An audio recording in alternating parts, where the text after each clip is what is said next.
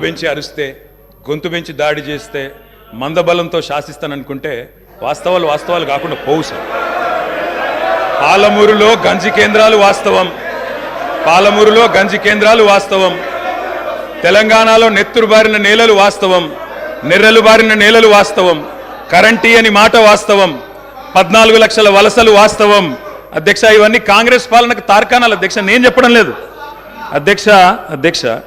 ఎవరో కాదు అధ్యక్ష, గౌరవ ముఖ్యమంత్రి రేవంత్ రెడ్డి గారు మాట్లాడిన రికార్డు అసెంబ్లీలో.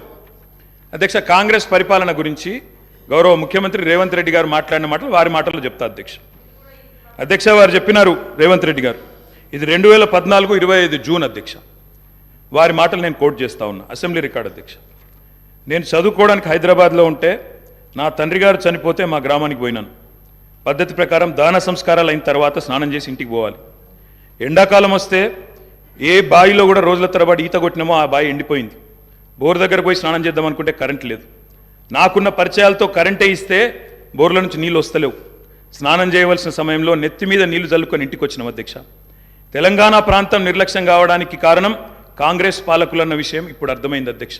ఇది నేను కాదు అధ్యక్ష, రేవంత్ రెడ్డి గారు చెప్పిన మాట. మీ ముఖ్యమంత్రి గారే చెప్పినారు అధ్యక్ష, నేను చెప్పడం కాదు.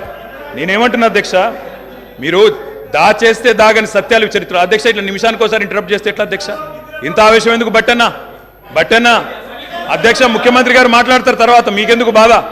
బట్టి గారు ఇంత బాధపడితే కష్టం. ఇందిరమ్మ పాలన గురించి రేవంత్ రెడ్డి గారు చెప్పిన మాట ఇది.